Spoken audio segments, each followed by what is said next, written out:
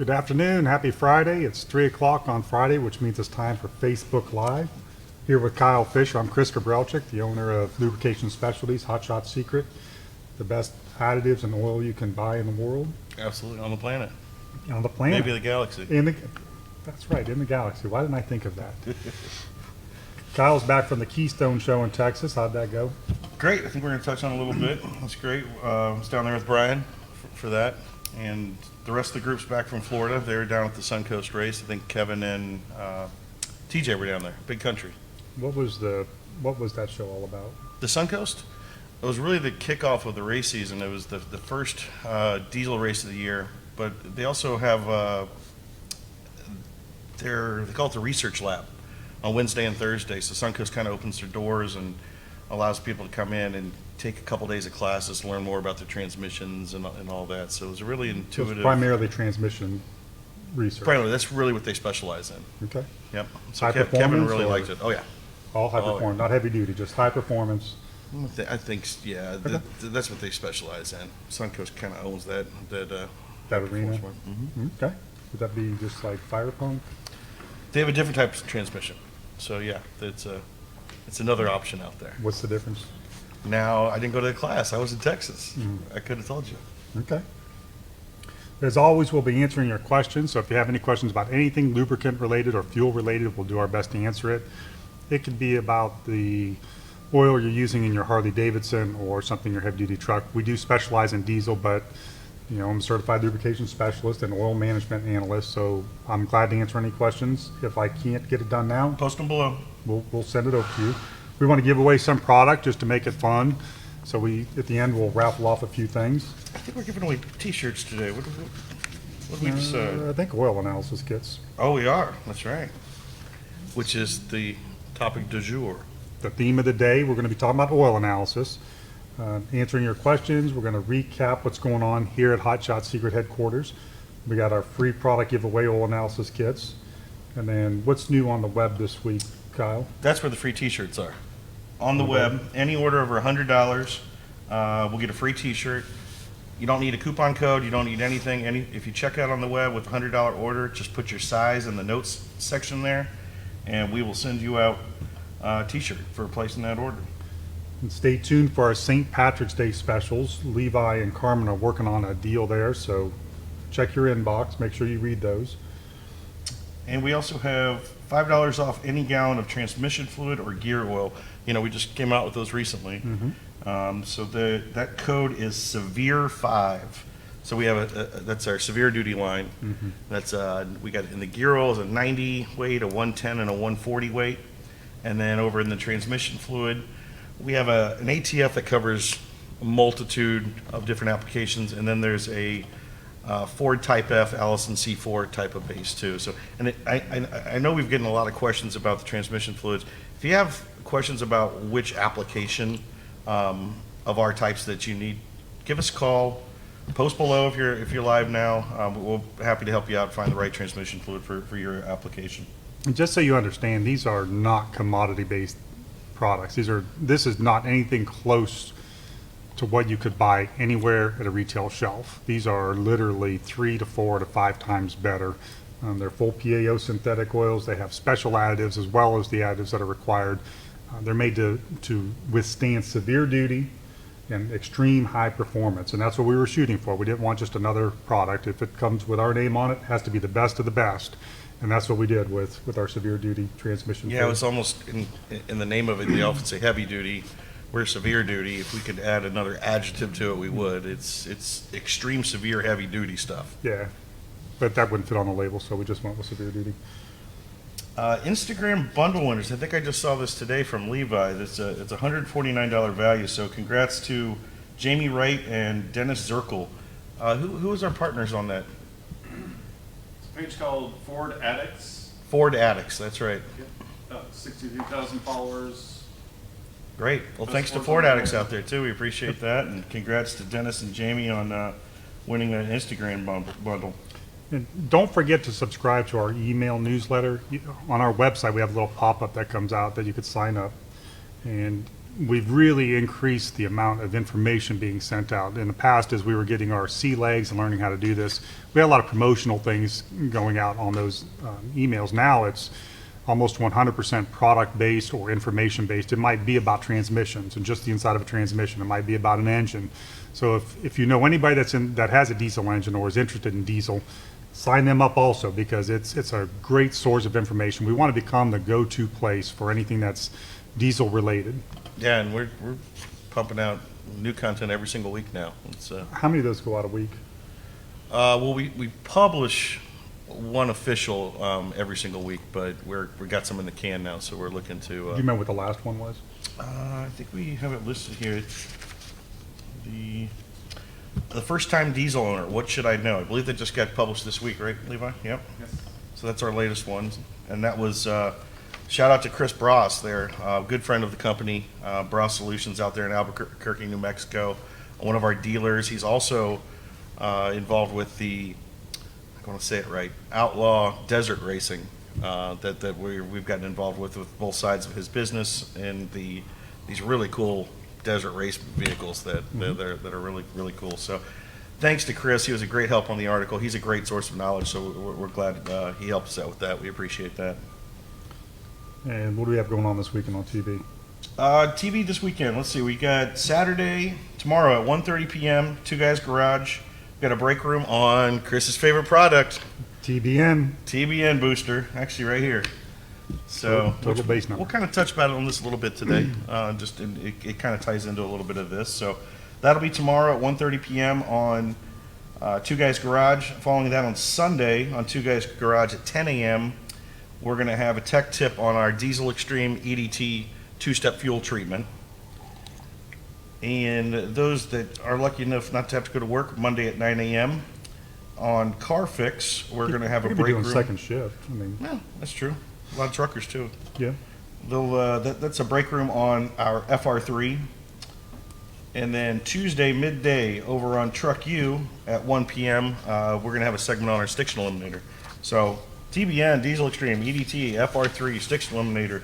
5 of our top products there over the next 4 days on TV. A lot of that to catch. So see our friends over there on Motor Trend Network, formerly Velocity. Okay, very good.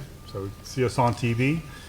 And this morning we gave some high school students a tour of our facility. Yeah. That was exciting. It was. They came through. They got to see the bottling lines, the blending plant, the sales, the marketing. There's a lot going on here. I never got to see that when I was in high school. Me neither. Kind of like the real world. Well, that's because you were always locked up in detention. That's true. Valid point. So what's R&D doing this week, Chris? So far, we're working on some new product formulations. We've been looking at the RV industry. One of the unique things about our product line is it's really poised best for people that want to hold on to your equipment. If you really love your engine and you don't want anything to happen, that's where we can play a key role. So even like friends of mine, a lot of times will say, when they find out I'm in the oil business, what should I do for my car? Use of my car. It's like, well, what do you have? Well, I've got a Chevy, and I trade it in every 2 years on lease, and I get the oil changed at Jiffy Lube for $20. It's like, well, just keep doing what you're doing. We can't really help you. Now, if you tell me you've got a car that's got a lot of miles and you want to keep it until the day you die, well, I'm your guy. Mm-hmm. If you say I've got a truck that I'm really pushing hard, or a car that really gets, I drive 50,000 miles a year, well, I can give you some good suggestions. But that's where we come in. And RVs fall into that category. RVs are expensive. They cost a lot of money to fix, so we can really make them last longer. Chris is an RV guy. I am. He has an RV problem.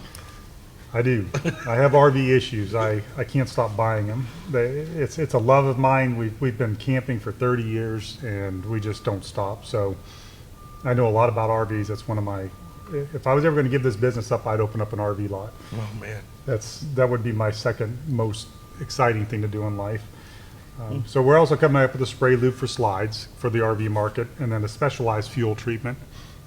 What we want to do is take like a version of the EDT and add more fuel stabilizer to it, because a lot of people let their RV sit for a long time. Right. You drive them, then you park your motor home, and you don't get back in it, or you might be at a lot. A lot of people go to Florida, they park it in December, set up camp, and they don't pull back out until April. Sure. So we want to make sure there's enough fuel stabilizer to keep everything intact that whole time.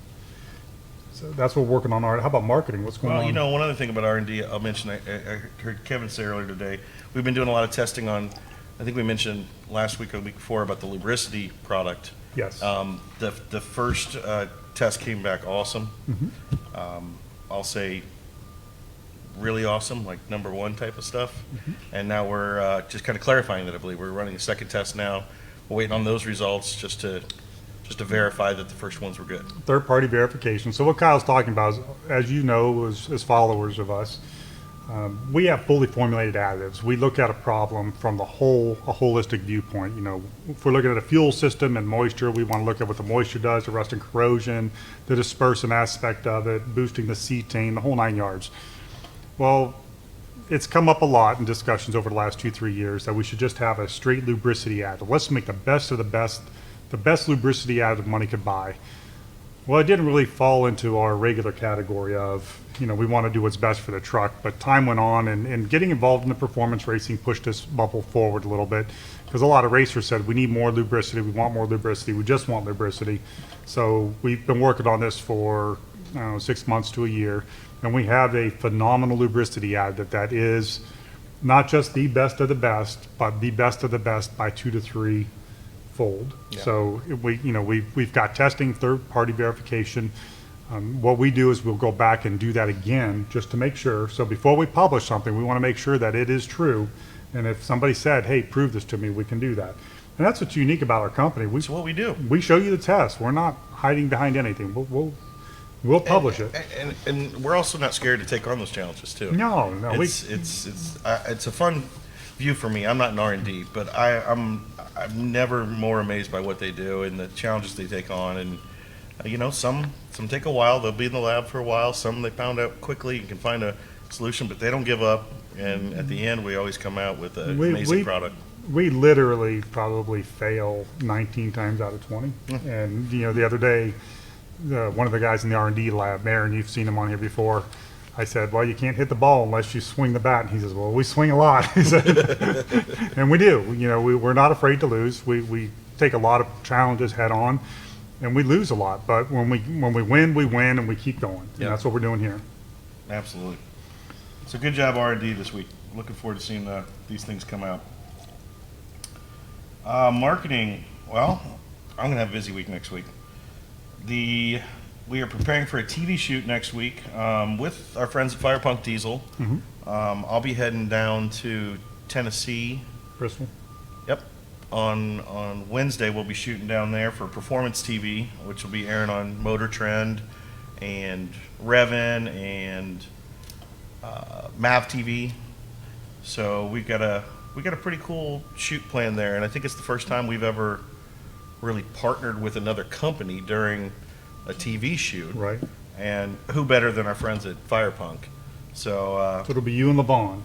yeah, I think so. Yeah, I've been trying to get a hold of him all day and just talked to him a minute ago. So we're going to catch up after this taping here and get everything squared away. So And on the way down, we're going to stop in Cincinnati for WLW. We'll be on America's Trucking Network on Monday night going into Tuesday morning. So midnight on Tuesday morning, we'll be on WLW with me, with Kyle. special guest, We're my first overnight radio appearance. So going to break Kyle in on the radio so he can start doing more of that for us. I can have a great previous day from radio to TV the next day. Yep. A little 12 a.m. to 5 a.m. stint, and then go to TV the next day. It'll be good. It'll be good. No problem. Total immersion.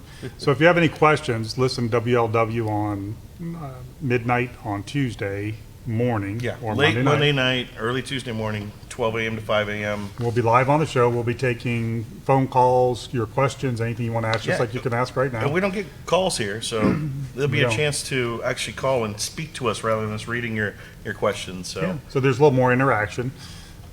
and they reach 32 states or so They do. overnight. So quite a wide part of the country can. And I would get say that. probably with the iHeartRadio app, it's probably all over the world because there's not a lot of shows that are specifically for truckers. Right.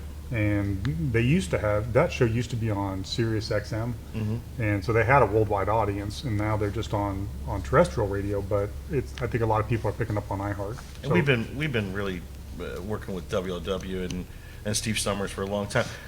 I know we got a lot to get to, but I think it's a cool story. Why don't you tell them real quickly about your first time on Steve Summers? From the very beginning. This is back when Chris was just a little guy. I'm still a little guy, but I this was back when we were selling probably, a couple of bottles a week. And literally a couple bottles. yeah, we didn't have any retail distribution or any shelf space whatsoever. And I went on the radio on WLW. We were advertising for probably 6 months. And I asked for 10 minutes to tell our story about what happened. So I went on WLW with Steve Summers, my first time on the radio. I was nervous as you can imagine. Like Albany Monday night. Yeah, it was nerve-wracking. But anyway, so I had the phones forwarded to a friend of mine to answer the phone in case we got some orders. And all night long, we got questions from all over. From midnight till 5, the phone didn't stop ringing. Yeah, your 10 minutes turned into... No, it turned into 5 hours, and people had lots of questions. I mean, some of them were, hey, my Harley Davidson uses this oil. Why do they make me do this? And the idea was you got a chance to speak to somebody that was an oil expert, where in ordinary life, when do you get to do that? Right. It's like being at a party, getting next to a doctor and asking him all the questions that are wrong with you. Hey, I got this egg back here. Can you give me some free advice? So, it rolled all night. By the time I got from Cincinnati to Mount Gilead, which is about 2.5 hours, we had over 200 orders. And we were, we probably had about 20 bottles in stock. So we were a bottling product. I had my 6 kids out there. Yeah. We're filling bottles, labeling, capping. It was, answering the phone. It was quite the exciting day. It kind of launched everything. So that's always been a big story. We are very loyal to WLW, America's Trucking Network. We've been with them ever since. I think we're one of their major sponsors, if not the major sponsor on the radio. So that's good. It's a good thing. Good guys down there. So me and Steve go way back. Oh, yeah.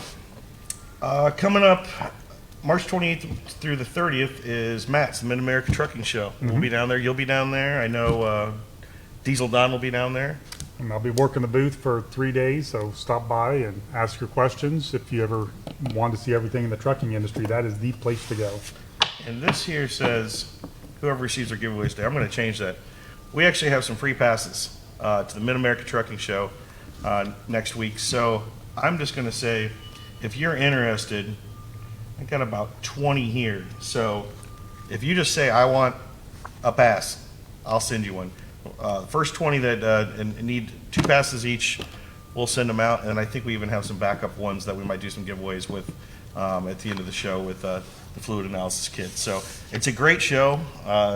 You've been going to it for 10 years. 10 years, yeah. So It is the biggest, most complete show when it comes to diesel trucking that I know of. And I've been to them all. But this is the biggest, most complete. You cannot see it all in a day. And, the only bad thing about it is there's probably 200,000 people there. And it is, in some areas, it's just shoulder to shoulder. But, it's a huge show.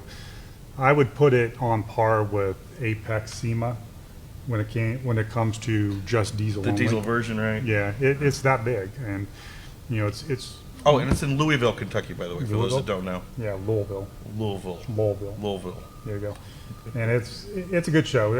I like the engine manufacturers will have engines there with cutouts where they've taken half of the engine off. So it's a really good training program. I use it to train our salespeople, take them and show them how they'll have a turbo cut in half. So you can see the bearing, you can see where the stiction would build up, you can see the rings, the valves. It's a great opportunity. So I would encourage everybody to go if you've got the time. Yeah, if you're around in the area in the Midwest here, and just post below or send us a message. We'll make sure we get you a couple tickets. You just have to promise to come see us at our booth. Yeah, stop by the booth. We'll have specials. We have special pricing. We like to talk to everybody and give them deals. So just before we get started with product education, the race recap from last week, we said it was the Suncoast Spring Shakedown. Kevin and TJ went. Kevin was in that research lab. He said it was really educational, learned a lot about the transmission side of things, which comes in really good as we just formulated, our new transmission fluid, especially on the performance side with Fire Punk last year. It was really good feedback from everybody. We sold out all of our product in the booth, and we added a handful of new dealers. So we really appreciate everybody down there. Thanks to Ryan Milliken again for getting us in kind of late notice there, and also we're the left lane sponsors, which was cool to have BD Diesel in the right lane, us in the left lane. And shout out to Fire Punk.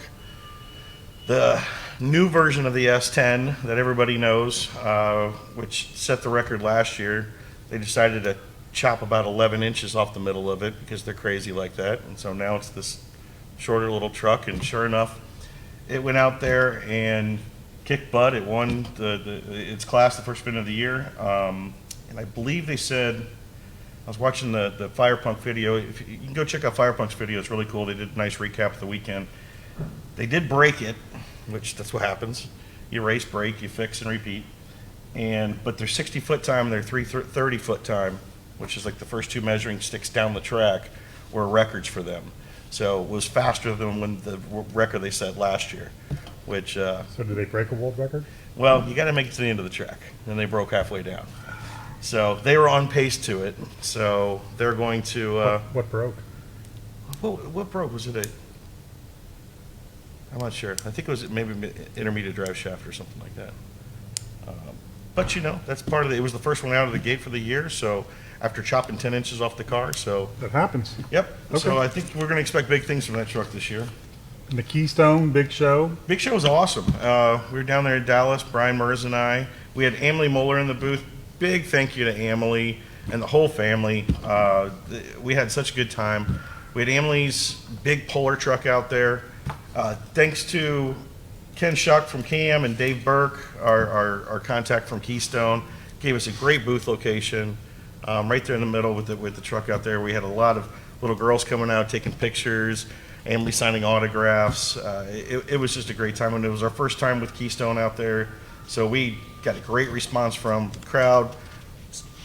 Sold a lot of products to some new buyers in our network now, so thanks to all those guys, and we really appreciate it, and had just a blast down there, and it was a good introduction for us to Keystone. I've seen some of the footage. It looked pretty cool. It Those was- little girls were... You know, Those little girls just made the whole thing. it does, and we'll post a bunch of the pictures. I believe I might have some, but it was great, and Emily's mom was there too, so I know she has a lot more pictures than I do, because every single time these little girls come around the corner, they just melt, you know, and Emily's so good with them, so... It was a really good time. We enjoyed it. I watched the video. It was good. Okay, so anything else? Product education? No, let's get into the products. And like I said, today's product is our oil and fuel analysis, which we've been doing oil analysis for a long time. Yes. Fuel's a new product offering that we're now putting out there, but Correct. we're also expanding our options into the oil analysis as well. Yeah, you know, this is the problem. This is a longer Yeah. thing, and I'm not going to be able to do it all in one session. I'm going to have to so- reel them in. Well, it's not just that. We're probably going to have to do continued next week because there's a lot of information, and I don't want to skip over it, only from the standpoint of this is really, really important. If you're watching this feed right now, you probably love your truck or your equipment, your tractor, and you want to know how to make it last forever. And skipping any of this will probably not do you any service. So I'm going to try to take my time, go through this, and what we'll do is we'll just cap it when we get to a good breaking point, and then next week we'll pick it up and finish it. So the idea is this. What we're doing is we're taking samples of the fuel and the oil, and or either fuel or oil. You're going to send them into a lab. The lab's going to analyze it and give you back a report. The report's going to look kind of like this. Now, the funny thing is, I know lots of people, and I've been doing this for 25 years, and I know lots of people who take these reports and have been doing them for years. They put them in a file cabinet and never read them. And I am not talking about like your everyday driver guy. I'm talking about fleet managers that I've gone in and said, you know, do you do oil analysis? Yeah, we do it every oil change. What do you do with them? I put them in the file for each truck. I'm like, do you read them? No, I put them in the file, and they're right there. They'll open a big file drawer, and they're all full of oil analysis. I'm thinking, okay, how does that help anything? But you Or a know, lack of analysis. you know, the interesting thing about oil analysis and fuel analysis is it's really easy to understand. As soon as I explain it to you, Right. you will understand it 100%. This is not a complicated thing. It's just an unknown thing. So before we dive into what we get out of the analysis, let's just go over the techniques of the best way to get Sure. a sample first, because often that can create problems if not Yep. taken properly. Correct. For fuel, which is always a bigger challenge because there's no fuel Easy way, port. Yeah, right. it's just not hard to do it. Any way you can either vacuum it out, or if you have a line, the fuel filter, if you could pour it in, this is what the sample kit looks like. you're going to just fill this bottle up with fuel. Now the fuel is a little bit less critical because we're not testing it for as much, which we'll get into that in a moment.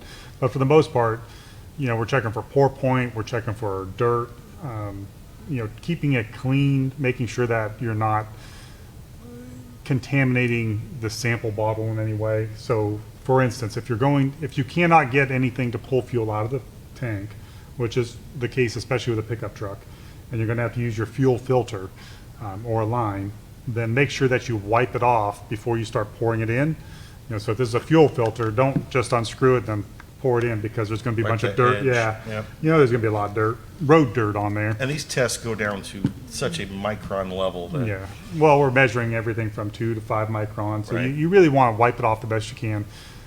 As far as pour point and the other areas, that's not going to matter on the fuel. Now on the oil, it is critical. So what we want to do on the oil is, you're going to most likely, if it was me doing it, I'd be taking the plug out of the oil pan, and you want to wipe off the area around it before you take the plug out, because again, that oil's going down over the edge, and if you're picking up dirt, we don't want to see what that dirt is.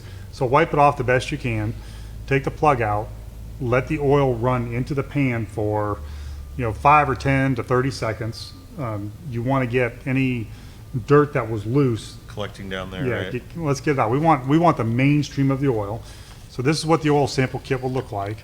Inside here, inside this bottle, which we call this a shipper, we have a piece of paper that you need to fill out. Now, the reason you need to fill it out isn't to get this processed, it's so that we have information. You know, people will get the oil analysis, we review this, and when we get it, it says, tells us what's going on. Well, if it doesn't say how many miles were on the unit, how many miles were on the oil, we have no idea. If I don't know what kind of engine it was, like for instance, Detroit diesels generally have a really high level of iron compared to a Cummins. So I really need to know that. So fill this out. It helps you and it helps us. This is the bottle. You're going to fill this bottle midway through the stream. So you're going to let some oil run out. You're going to fill the bottle, cap it off, wipe it down, put it in here. You're going to take this form that you filled out to the best that you could. If there's things on here that don't apply to you, just leave it blank. You know, like, did it come from the transmission? Well, it didn't, so you don't have to put that on. You know, roll that up, stick it inside the shipper like this, maybe. Put the lid on, and just put a stamp on it and put it in the mail. And then That's it? that's it. That's all there is to it. And Now, on the fuel side, I'll quickly kind of show you what comes in the package. It's a little bit different, and it has even comes with instructions here for you how to do it. But it has the same type of thing where it's got an information card that you want to fill out, so we know everything that's in there. It's got the mailer on it. The fuel side comes with this box. I don't know if you can see, but it's a very well protected, insulated box inside of it. Camera 2. There you go. So it's got a lot of protection in there. And then, of course, instructions. It even comes with a piece of tape to seal your box back up. They think of everything. Comes with the shipping labels, which you have to have on there since it's fuel shipping. And this overprotective super, I don't think anything's getting through this thing.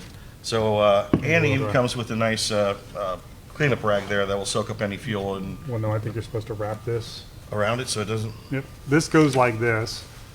inside there. Into here, and then into that box. And So what, taped up. so what they're trying to protect against, because I know how this works, if this leaks, they don't want it to contaminate a whole UPS truck. Right. You know, a little bit of fuel goes a long way, and, you know, you could be saturating a lot of other things. So what they're doing is they're protecting everything all the way around. So you wrap the oil dry, put it in the plastic, this seals down so that no fuel could get out even if the bottle leaks. So that's the idea behind it. One thing I wanted to mention here on my list, and again, I am no expert on analysis, so I'm going to be reining Chris in, but it recommends to take a sample with equipment running at normal operating temperature. Is that important? If you can, if not, Just make sure you, like do you it when said, it's hot. clean and, Well, that's the other thing. Normally you want to do it after you've run the truck because you've got everything mixed up real well. So if I got a truck that's been sitting for 6 months, Might things will settle. settle. Yeah. So when they're saying hot, sometimes, for instance, on a Franz filter kit, You know, what you could do with this, if you're taking a sample, this is one of our Franz units here. If you took this cap off That's the easiest way. while it was running, you could fill this bottle with the cap just by going like that while the Because engine's that's running. the return line on our Correct. French filter unit. Yep. After it runs through the filter, it's going back to the oil fill cap there. So Yeah.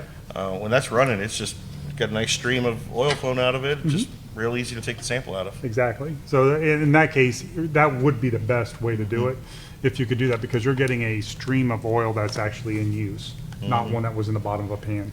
I'm having memories now of, you know, we mentioned Fire Punk earlier. We work real closely with them, especially at the races. And I got to give a shout out to Cody, because he's often the one when that truck comes off the track.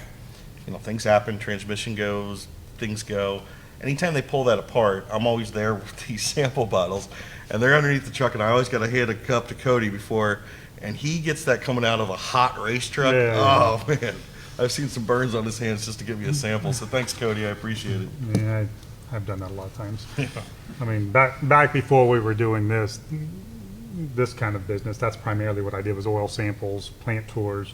You know, you're just in a plant, you're taking samples of 75 pieces of equipment, and that's what I would do, is pull a hydraulic line, and you get burned a lot. It happens. Take one So, for the team. so we want to clean around the port. You want to get the sample midstream as much as possible while it's running, if possible. If not, run your truck, run your car, clean up around it, and then take a sample while it's still hot. That's the best way to do it. Try not to get burned. Yep. So the key thing really is trying to keep it sanitary. Anything that could contaminate it really ruins the sample. And just common sense will tell you what you're looking for. Okay, so now we're going to talk about the fuel test itself, and this is called a Fuel Scout. And what we're looking for on the Fuel Scout is We going have to. 3 different options, Okay, go ahead. right? Yep. So let me cover what our new options are. And one kit, you can select field test 1, 2, or 3, and we can give you all 3 of those results just off of one sample. Correct. So it's up to you what you're looking for. The first one is basically the standard fuels, what we call a Fuel Scouts, our diesel analysis. Can you tell us what we're looking for in that? It's primarily going to tell you the cetane, if there's water, they do a Carl Fisher, which is the amount of water in it, and probably particle count, how much dirt is in there. Right. The Fuel Test 2, we call our Winter Fuel Scout. Obviously, that's very similar, but we add a couple other. So and this is a more expensive test. So when we bump up to winter, we're looking for cloud point, cold filter plug point, and then the specific gravity, which is going to tell us what the cetane is. That's how we derive what the cetane is. When we're doing cloud point, what we're looking, well, there should be a pour point on there also. So it'd be the pour point also. So the cloud point will be the first point at which the fuel starts to turn cloudy where you can't see through it. And the way they do that test, they use a laser. And as they slowly cool down the fuel, the laser is going through there. When it starts to see resistance, then it says, okay, it's reached its cloud point. So that should generally be somewhere around 5 to 10 degrees. So the fuel's still usable, but it's starting to go south. That's the wax crystals you're starting to see in there. The next point of no return is going to be the cold filter plug point. On this test, what we're doing is we're running it through a filter, and we're slowly cooling it down, and I think it's about a 5-micron filter, and we're trying to see at what point does this fuel become unusable where it's plugging the filter. This is the mainstay in the industry. I have a little bit of an issue with it, only from the standpoint of most fuel systems in a real life. If I start up my diesel truck, it's going to start up, say it's minus 15 degrees. Within 10 minutes, that fuel is warmed up to 0 because there's a warm stream of fuel going back to it. So it works kind of opposite of what a cold filter plug point actually does. Right. But this is the industry standard now. It's been that way for about 15 years. Before that, we had what was called the pour point, which we still do the pour point, but they don't like it as much as the cold filter plug point.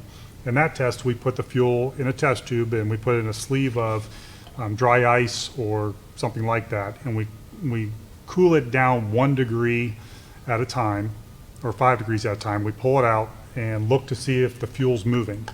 If the fuel starts to move, then we put it back. So let's say we go to minus 30, and I pick it up and it's still moving. I go minus 35, and there's a thermometer sticking out of the top. And then minus 40, and then if I take it out for minus 45 and it doesn't move, then the pour point was minus 40. It was 5 degrees before. Right. So in essence, what you're saying is the last point which that fuel was pourable Still moving, yeah. was minus 40. So that's the pour point. And that's, in some ways, that's a really good indicator. Not that the fuel was good to minus 40, but it seems to be more consistent with when fuels have problems. So what I have found over the years is that sometimes you can have a minus 25 cold filter plug point fuel, but it seems and has a minus 30 pour point, but it wouldn't work at minus 5. Okay, what happened there? Well, you can have one that has a minus 10 cold filter plug point, but a minus 50 pour point, and at minus 25 it was still running. So it's a strange world there. Yeah, we kind of talked a little bit about that when we talked our DWAG, our diesel winter anti jump. And the third and final fuel test that we now offer is the HFRR ASTM Scout. It's another diesel analysis. High frequency reciprocating rig. And so what we're looking for here is really lubricity. And if you can just imagine like a pin on disc and you're rubbing back and forth, and then we're seeing which one gives us the biggest scar, which fuel has the most lubricity, and there's a regular rating on it. Before the HFR was a Bockel test, ball on cylinder lubricity, but in the last 10 years since they came out with ultra low sulfur, the HFR has become the favorite test to use. So this is how we check our lubricity using the HFRR, and we test it against raw fuel first. That's our baseline. Then we test it against EDT, diesel extreme, Standardine. We look at Our new everything. lubricity. Yeah, everything. And then we start increasing lubricity out of to find out where do we get the results that we want. But the HFRR, we're measuring the scar based on going back and forth at a high frequency. So before we jump into oil, let me tackle some questions, because we're going to go through the same thing with oil, tell you what our tests are, and then we're going to actually walk you through an oil analysis report to kind of break down what you see there. Okay. Are you sure we're going to have time to do that? Yeah, we're gonna make it happen. I want to make sure we're answering everybody out here, though. Hi, Kyle Fisher. Hey, Rich, how you doing? David Sanders, 5.7 Hemi with 80,000 miles. Stiction or FR3 with next synthetic oil change? 80,000 miles, go with a batch of Stiction first. Chris will say 100,000. I do a maintenance dose of Stiction, but then start running your FR3. Skylar I'll roll with Jones. Oh, thanks. Pretty cool seeing you guys everywhere local now, and Fire Pump branded on some of it also. Good stuff, fellas. Thanks, Skylar. Kind of off topic. Brian Geisford.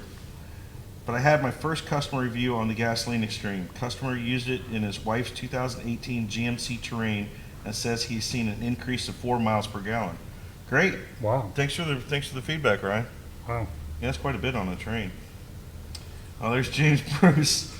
Blew it right day and night. Good afternoon, gentlemen. Hey, James, welcome back. Lubing it right day and night. Wade Moody. Hey, guys. Hey, Wade. We're trying to get a hold of you today. Give us a call. Give Kevin a call. He wants to talk with you. Evan Tracy. Okay, guys, I want to know all about the new oil test. We're going to get that next. Hi from Bucyrus. Timmy Roberts. How you doing, Timmy? What's the France product? That's the bypass oil filter we just kind of mentioned. We'll touch on that here in a second. James Bruce.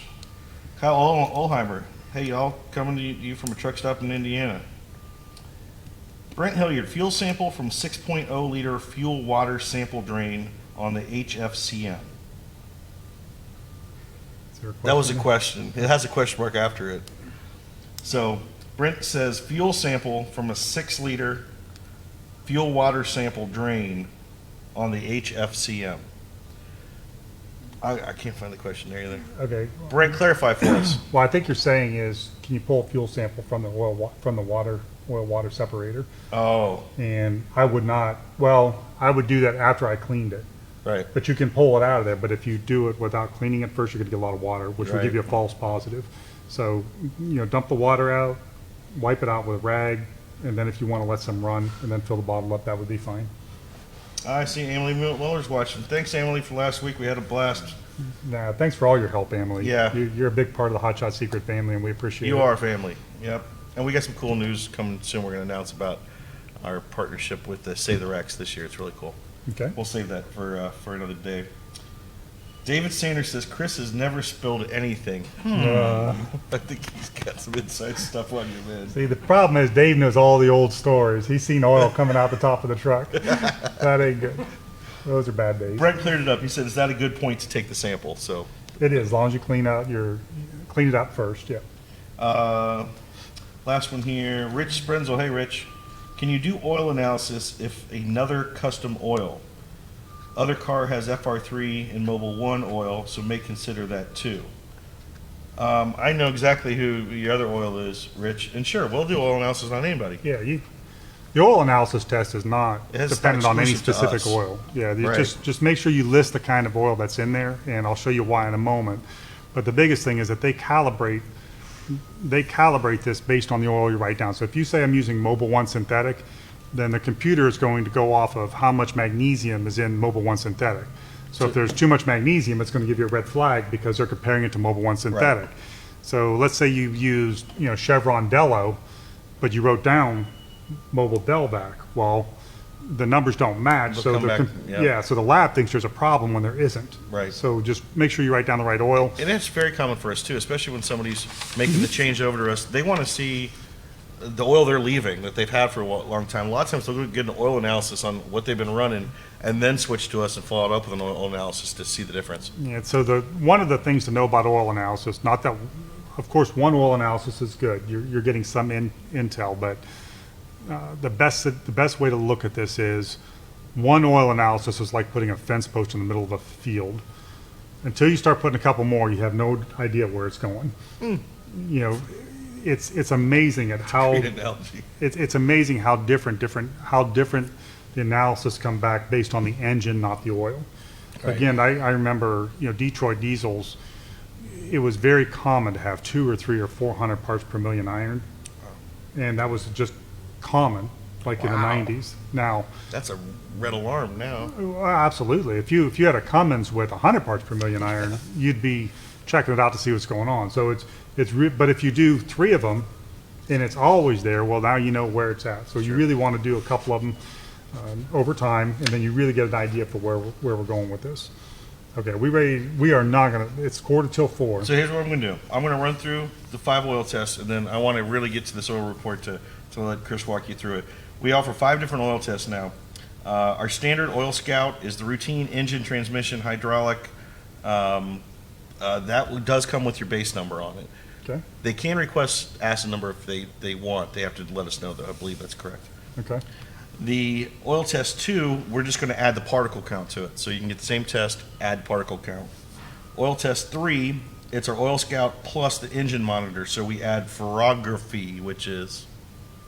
A paragraph. I mean, it's just ferrography. I'll explain in a second what it Okay. is. And oil test 4 is it comes with the Oil Scout, the cleanliness check, which is the particle count, and the ferrography. It's all in one. So it's the full bundle. And then finally, our oil test 5 is the varnish scout. It's a varnish potential typically for turbine and hydraulics with servo valves. Okay. So a few different options there. Now, to break this down to something that's really easy to understand, 99.9% of the time, you just need oil test 1, the Oil Scout. That's your regular spectrum metal test. That's going to give you all the different additives and metal, dirt, everything that's in your oil, and tell you how much detergent is left in the oil. If you are running a bypass filter or you want to go extended drain intervals, either one of those 2 cases, then you would want to go to a particle count on top of that to see how much dirt is in there. So now we know the condition of the oil, the viscosity, how many additives are in there, and how much dirt. Right. So that's when you want to jump up to that. Ferrography would be used only in a case where you're really trying to figure something out. So what ferrography is, when they're running the light through it, they're telling you the different spectrums, and they're giving you what looks like like one of those heart rate things when they do a, EKG. yeah. And what they're saying is, based on this, you're reaching these frequencies, and you shouldn't have that in your oil. Right. So then we'll try to analyze what those frequencies are, and determine what kind of pollutant might be in that oil, or what kind of additive package. Where I would do something like that is, for instance, somebody calls up and says, my engine blew up and I don't know what happened. So we may do a ferrography because the additives that came through on the test all look the same. But the ferrography might show us things that were in a transmission oil or in a hydraulic fluid Right. that this would not show up, because you're gonna have a lot of the same calcium, phosphorus in both. Okay, but when you do the ferrography, all of a sudden we see this strange spectrum, and it's like, okay, why would you have this in an engine oil? Right. Some, Shouldn't be there. yeah, somebody contaminated this. Okay, well, that makes sense. You know, we checked this jug and we thought it was engine oil, but it was actually hydraulic oil, and that's what caused the failure. So those would be the types of places we would do ferrography. And then varnish, again, that's normally, we're gonna do varnish when we're doing turbine oils and hydraulics, and that's just like it sounds. You're looking for the oxidation point, how much it varnished or when it's going to varnish, so you can know how long to leave it in there. Generally, that wouldn't be so much in an engine oil. Possibly a high performance transmission, maybe a fire punk application.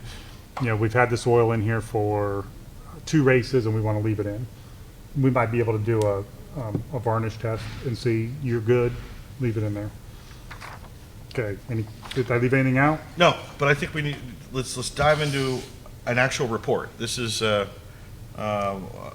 what somebody would see after doing a full oil analysis. And I believe Levi also has this up on the screen, so. Oh, you got this on the screen, so I don't Yeah, have so- to hold it up like that for Nope. everybody?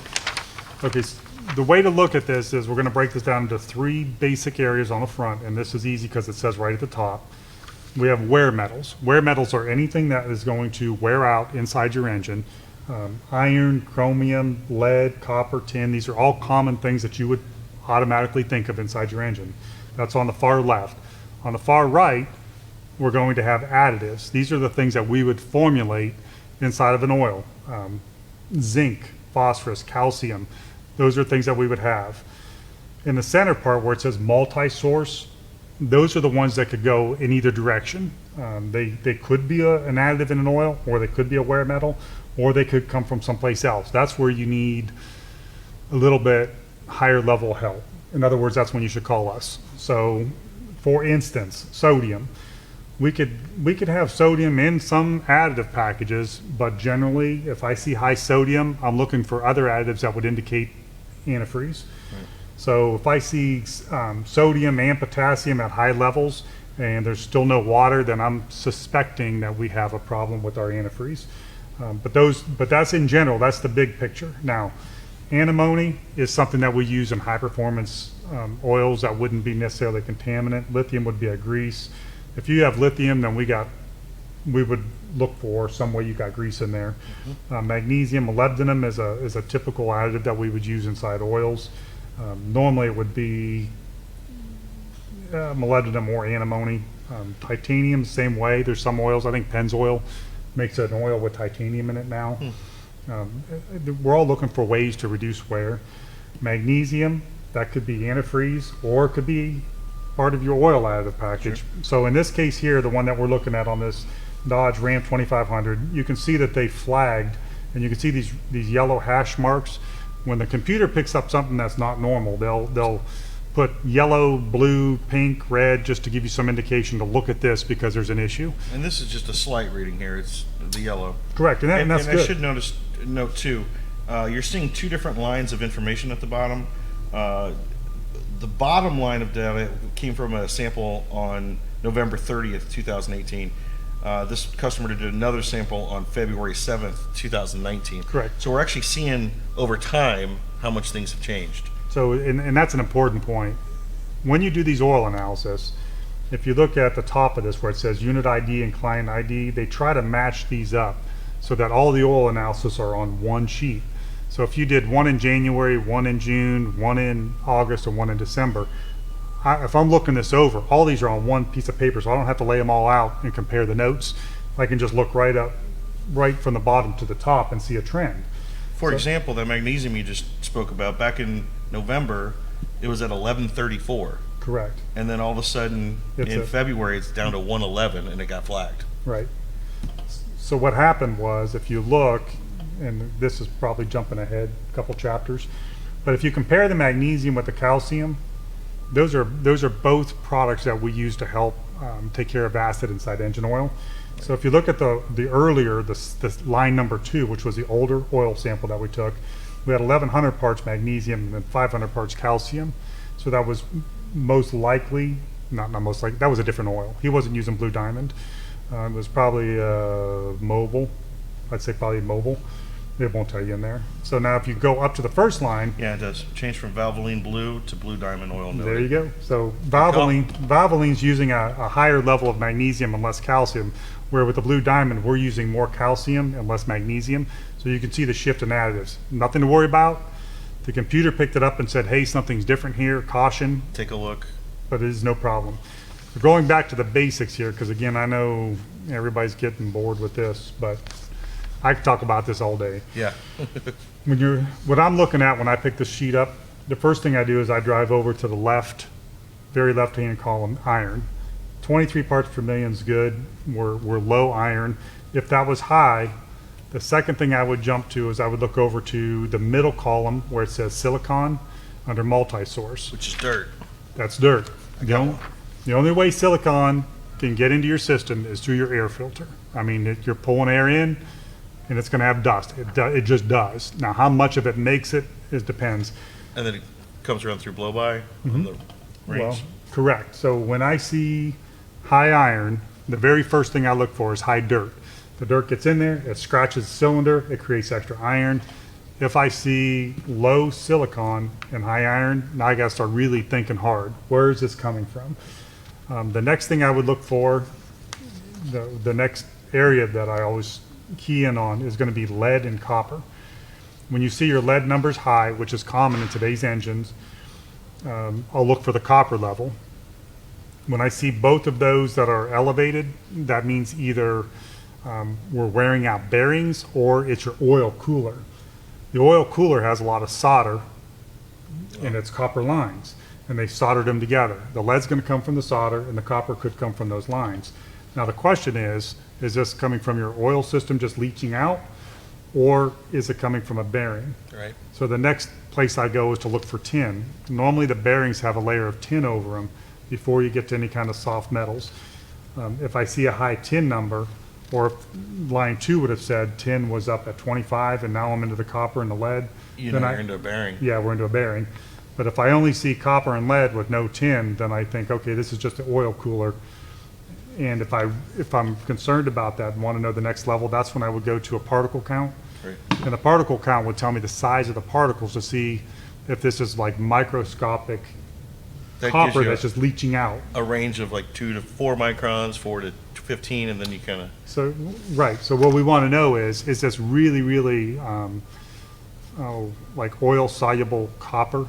In other words, if I took oil and put it in a copper vessel and left it for a month and then had a sample of the oil, it would show up a high level of copper because the copper would have leached in. Right. Now, is there really copper pieces in there scratching around? No, it's just, it's a very small, tiny, nano-sized level of copper, but it will still show up on here because when they do this test, what they're doing is they're running the oil through it's not a laser, but it's a burner that burns it, and as the smoke comes off, the laser goes through it, and it picks up all the different refractions, and it says, okay, based on this, you have this much iron, this much chromium, and they're able to tell. Oh. So that could be microscopic nano-sized copper, or it can be big boulder-sized copper. Right. So to find that, I would go to the next level of testing if I was concerned. Take a particle count. But in doing tens of thousands of these, I can tell you 99% of the time, copper and lead together is the oil cooling system just leaching out.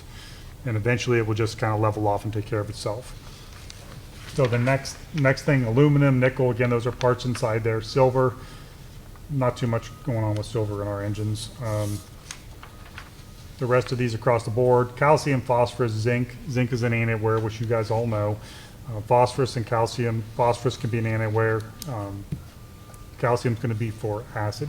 So that takes care of the metal additives. Now we can go into each one of those and talk a whole lot about it, but I feel really bad because we're already 53 minutes into it.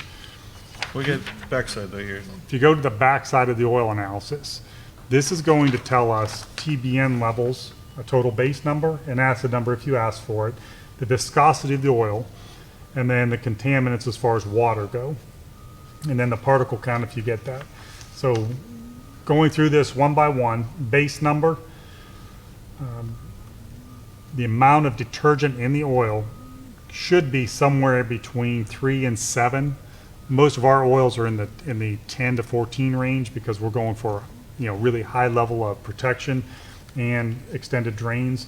You can see this one here is at 4.89, which is not bad. That's ordinary for today's levels. We're looking for a drop. If you see a drop below that, then it's time to change the oil or put an additive in. We can put total base number, TBN, in, and that will boost up that base number, and you can leave the oil in there for a longer period of time.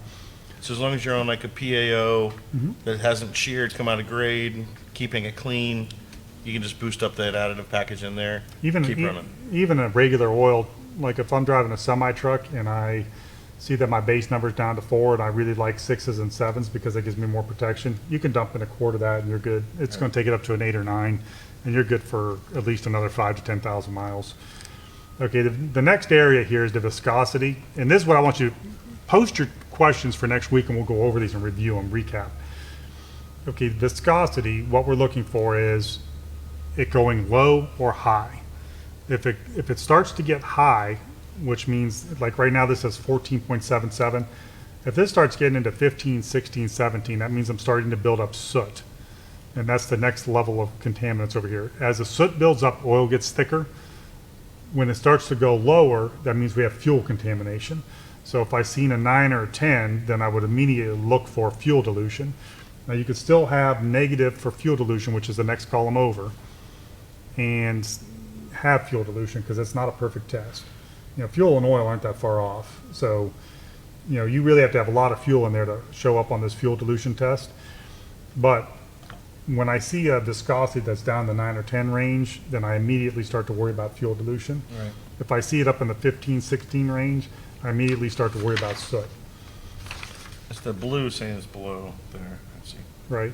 And then if you look at the next column over where it says FTIR, that's where we're looking at those spikes that I was telling you about earlier. This is ferrography. Now, let me think how to explain this without a good picture. Well, they were low on their initial testing. Okay, see that when they're flagging it, they're comparing that with the Valvoline blue. Right. Okay, so they're saying that there should be nothing in that, nothing should go above this peak. So when it doesn't go there, they're saying, okay, there's a problem. Now, if you look at our synthetic oils, because synthetics are high on that chart, we'll easily hit 40s and 50s. So we don't even get flagged at a 46. If this was a Shell Rotella and you had a 46, it would be red. Right. It would be critical because those don't reach that. It's out of spec. So FTIR is probably the last thing you should worry about. First of all, it's hard to read. Second of all, you have to really have the whole story to understand what it's saying. So when I get an oil sample and I go through and everything's clear and I see a red FTIR and I see there's any kind of synthetic, I don't even worry. I don't even worry at all. Any little bit of synthetic in there, just literally like 2 ounces of our FR3 in your oil will give you an oxidation FTIR of 46 because it's saying visually, where is this thing picking up, and it'll pick it up there. Okay, now the particle counts of the next box down.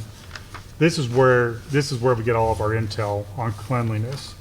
You can tell a lot from this. Yeah, I live by particle counts, especially when I'm using a France filter. This is what we're shooting for. So on this oil, before, if you look at line 2 on there, they had 20,000 parts per million particles above 4 micron. So everything above 4 micron, they counted, and that was over 20,000. Had you put a France filter on there and left it run for about 250 miles, that would have come back around 1,800 parts per million. It would have been 10 times less dirt. That's how much difference that makes on there.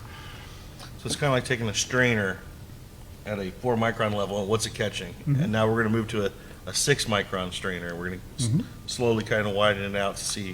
And that's what each of these numbers. So we're going 4 micron, 6 micron, 14, 21, 38, and 70. So if you're looking at starting on the right-hand side and you're saying 18 parts, 70 micron and bigger, that's included in your 4 micron and bigger because those are all part of that number. Right. And then the 6 is part of that number. So each time the number gets smaller and smaller because we're saying bigger and bigger and bigger, just like Bigger you particles, said. right. Yeah, I don't know if you remember in kindergarten or in preschool, they had those sieves that had the balls that would drop down. Some would go to the Right. next level, some would go to the next level, some would go to the next level. So at the bottom, you only had the really small balls that would go through. That's exactly what we're doing here. Right.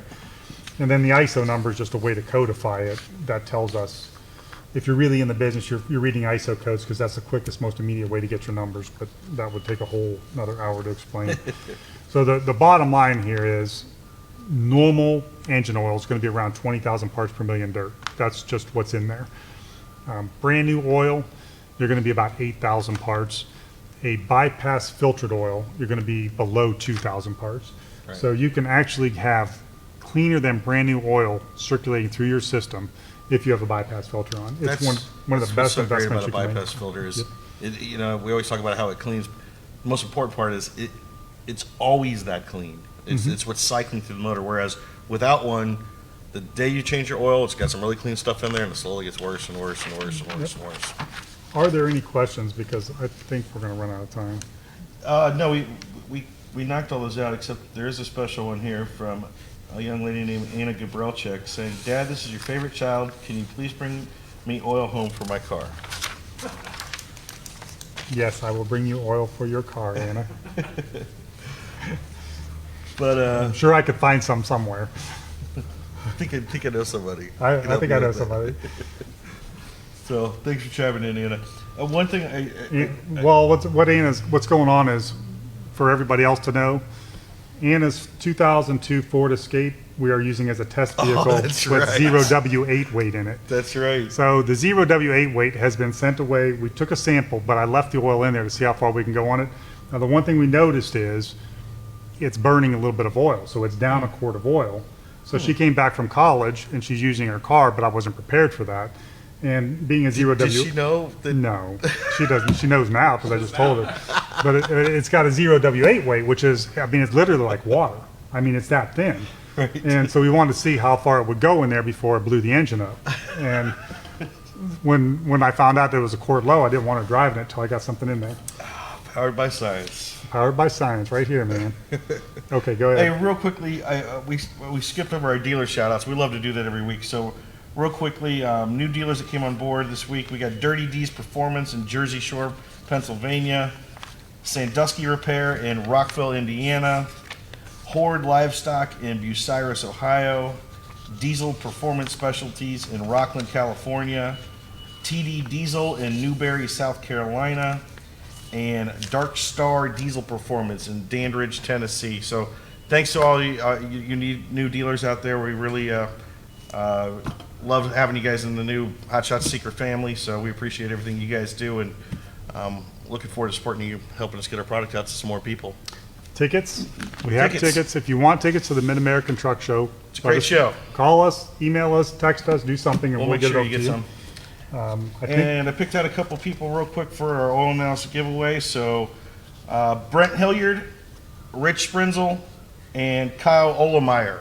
Go ahead and give us a message, and we'll send you out a analysis kit so you can see what we do, and maybe we'll show your results on a future show. if you give us permission, and we'll review it with you. If you send your oil analysis in, I go over them. Yep.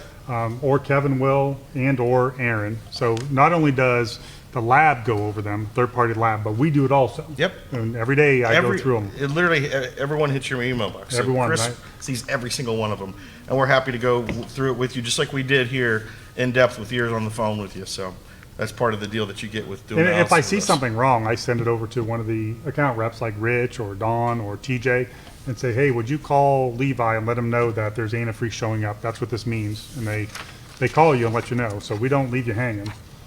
So is there anything else going on today's show? Nope. Just reminder that get a free T-shirt with a $100 order. Post your size in the comments, and we'll get you that. St. Patrick's Day specials coming. We also have a $5 off transmission fluid and gear oil using the coupon code SEVERE5. Like the page, sign up for our email newsletters, get our content, And bring some oil home. and bring some oil home to his daughter whose car he's been experimenting on. Yes, I'll get it fixed. Don't worry. Never fear. And we'll keep you posted on the 2002 Ford Escape if it can live with a zero W8 weight. Yep. We'll find out. So until next Friday, everybody have a good weekend. Yes, have a and great weekend. We'll see you next week. We'll see you next week. Big country out. Big country.